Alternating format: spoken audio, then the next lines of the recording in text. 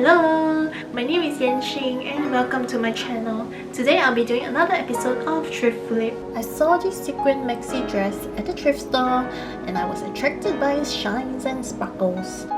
And of course, the flare too. This cost $12 and is a little bit pricey.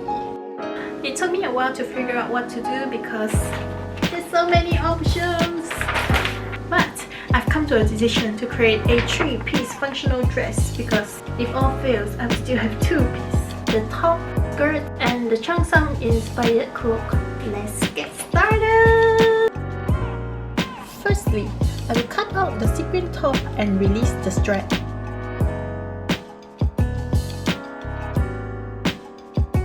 I feel like I'm snipping off the bad parts of a vegetable. I don't really like the current shape, so I will change it into a spaghetti strap top.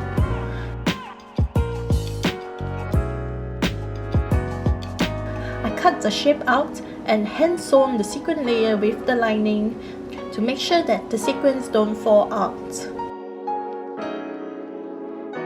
I measured how long I need the straps to be and cut 2 strips of fabric. Then fold them into half and sew it together. Use the loop turner to flip it inside out.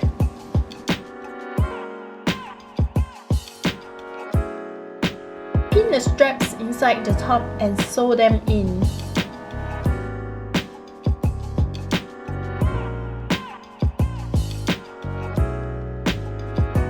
For the bottom part, I use the same method to make sure the sequins don't fall off.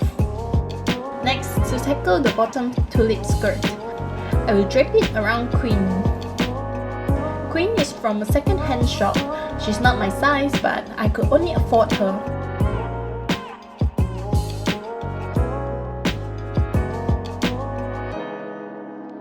Cut out the excess fabric and hand sew the folded areas.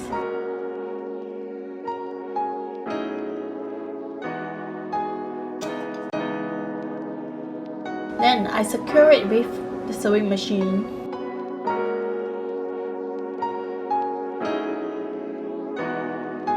Now to the underneath piece, I will continue draping and making sure that it looks like a tulip and sew it down.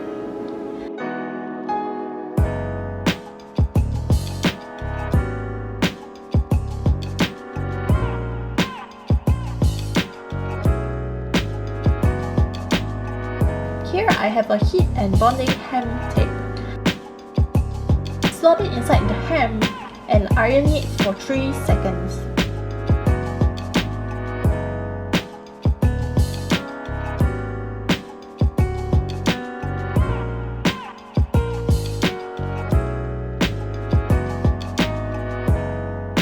Moving on to the back, I fold 2 darts to create the waist shape.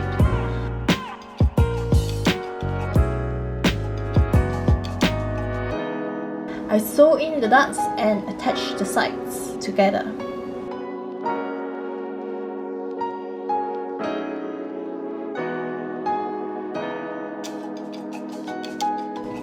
I cut out about a 3-inch white strip and make sure there's enough to wrap around the waist.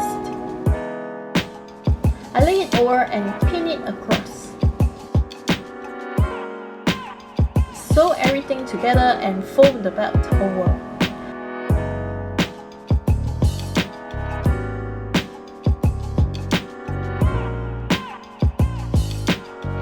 Finally, I add in the invincible zipper.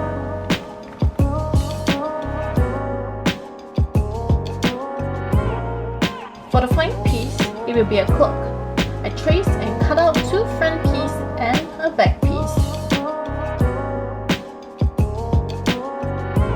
I leave an inch of a seam allowance because I will roll them twice to hem.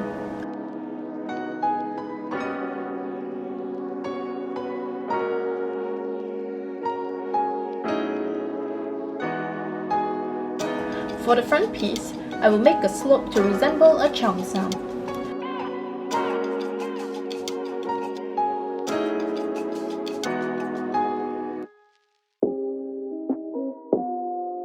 attach all the pieces and also hem the sides.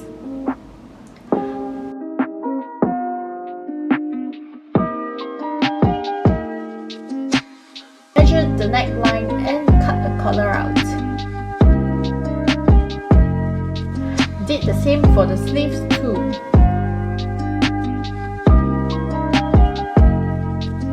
I pinned the collar down and sew it in one piece facing front and the other facing back.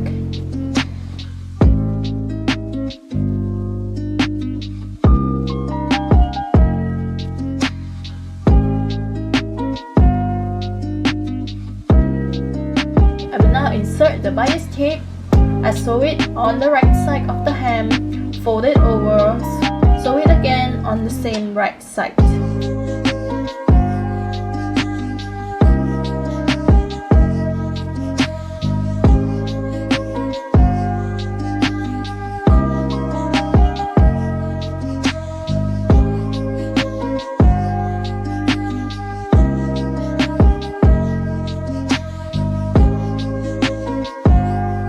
Final touch, pin the buttons in place and hand sew them.